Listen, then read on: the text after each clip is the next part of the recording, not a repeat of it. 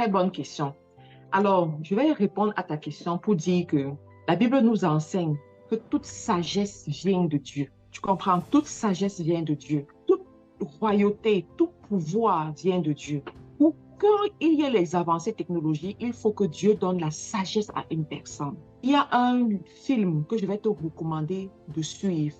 Ce film, c'est Gifted Hands. Ceux qui ont déjà vu le film, vous pouvez écrire le nom Gifted Hands. C'est l'histoire d'un jeune garçon que sa mère a façonné. Sa mère a façonné cette maman. Il faut que vous compreniez bien, je parle à une génération. Cette maman était ménagère. Je parle à une maison aujourd'hui. Cette maman était ménagère chez un homme riche, chez un intellectuel. Et quand elle est arrivée chez cet intellectuel, elle a vu une grande bibliothèque. Elle a dit, monsieur, je vois beaucoup de livres. Est-ce que vous voulez me dire que vous avez déjà lu tous ces livres? Le monsieur la regarde et dit, ben, pour la plupart, pour la plupart. Et elle dit, waouh! Elle rentre chez elle et elle dit à ses enfants que, oh, à partir d'aujourd'hui, plus de télé. Vous allez aller à la bibliothèque une fois par semaine. Vous allez me lire des livres. Vous allez me faire les retours sur les livres que vous avez lus. Parce que pour que demain, ce soit vous qu'on regarde à la télé. Au lieu que vous passez votre temps à regarder la télé et puis voilà. Ses enfants étaient fâchés, ils traînaient les pas. C'est pour ça que je vais encourager une femme aujourd'hui. Ne regarde pas ce que ton enfant fait aujourd'hui pour sceller son avenir, pour te dire que celui-ci ne peut pas réussir. Celui-ci, non, les enfants là traînaient les pas.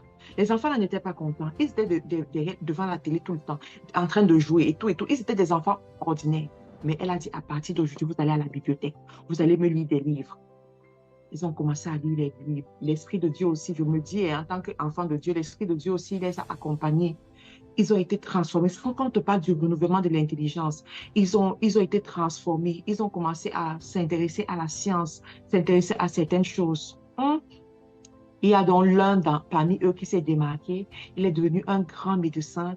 Il s'est spécialisé sur la chirurgie, mais la chirurgie des choses extrêmement pointues. Et il est devenu parmi les rares médecins qui faisaient des opérations chirurgicales d'un certain niveau. Dans ce film, il y a un couple qui avait un enfant après avoir attendu et tout, et il fallait qu'ils réalisent l'opération sur leur enfant. Ce couple a voyagé, ils sont quittés d'un état à un autre pour venir le voir. Ils devaient réaliser la chirurgie du cerveau, merci beaucoup. Le monsieur est allé, et je crois que c'était un chrétien, il a prié et tout, il a réalisé la chirurgie. My God! Il a réalisé la chirurgie, a pris un temps fou. Il a réalisé la chirurgie petit à petit, utiliser les avancées technologiques et tout. Et on a libéré cet enfant. Voilà. J'ai vu le film depuis longtemps. C'est à travers ce film que Dieu m'avait parlé de la science. C'est à travers ce film que Dieu m'avait parlé de la science. Donc, on a libéré cet enfant et puis le couple était content, ils sont partis. Et Dieu m'a enseigné qu'il donne la sagesse à ses enfants pour qu'ils puissent sauver les gens. Je veux te dire aujourd'hui, les avancées technologiques, c'est Dieu qui les permet. Et suivre un traitement ne veut pas dire que tu ne fais pas confiance en Dieu parce que si le traitement réussit, ça veut dire que Dieu a mis la main. Il y a quelqu'un qui avait dit un jour que le médicament soigne, mais c'est Dieu qui guérit. Je crois que c'est ça, non? Le médicament soigne, mais c'est Dieu qui guérit. Donc, si tu as besoin de cette guérison, le médicament viendra soigner, le médicament fera son rôle, mais c'est Dieu qui va te guérir. Il y a certaines opérations, hein, il y a certaines pratiques scientifiques où les médecins eux-mêmes te disent bonne chance. Wow! Je te dis, le médecin, il fait ce qu'il a à faire et il te dit bonne chance. Mon ami, donc tu comprends à ce niveau qu'il a fait ce qu'il avait à faire. Maintenant, c'est entre ton Dieu et toi. Si Dieu est de ton côté, ça va marcher. Si Dieu n'est pas là, tu auras essayé.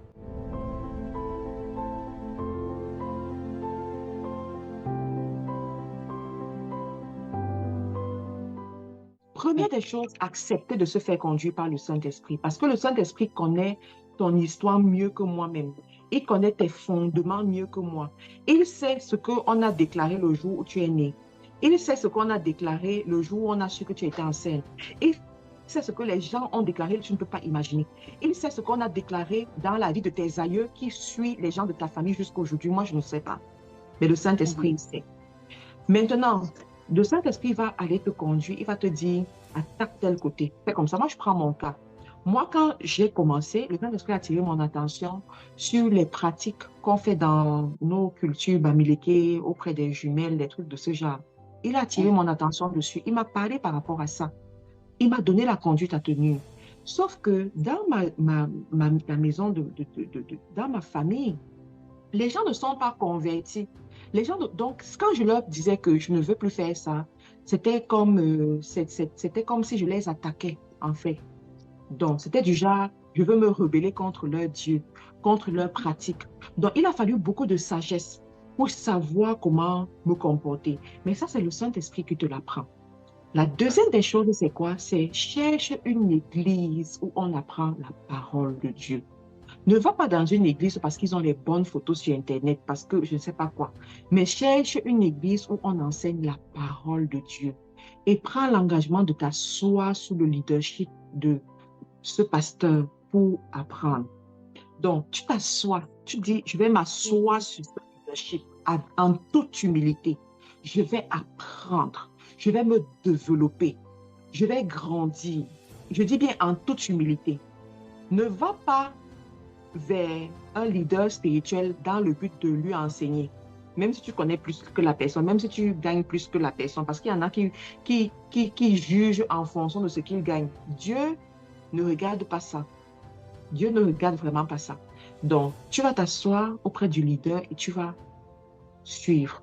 Maintenant, si tu peux avoir un leader spirituel qui va prendre ton cas au sérieux, qui va te conduire, qui va avoir des one-to-one avec toi de temps en temps, ça encore, c'est génial. Mais ça, c'est ta responsabilité d'aller vers ce leader et puis de suivre le parcours qu'il faut. De l'autre côté aussi, tu vas sonder ton entourage.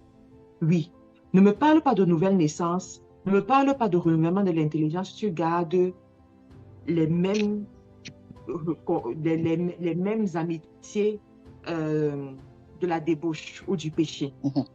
Je me rappelle quand j'étais en Angleterre, quand j'avais accepté de donner ma vie à Christ, j'ai changé mon numéro de téléphone. Je dis, j'ai changé mon numéro de téléphone. J'ai dit, nouveau départ, totalement. Et j'ai appris à choisir mes relations. Lorsque je me rends compte que c'est quelqu'un qui ne va pas m'aider dans ma destinée, je le mets à côté. Moi, là, quand vous me voyez, je n'ai pas les copines. Vous comprenez? C'est un choix de vie. Quelqu'un comme moi, je ne peux pas avoir les copines. Moi, j'ai les connexions de destinée.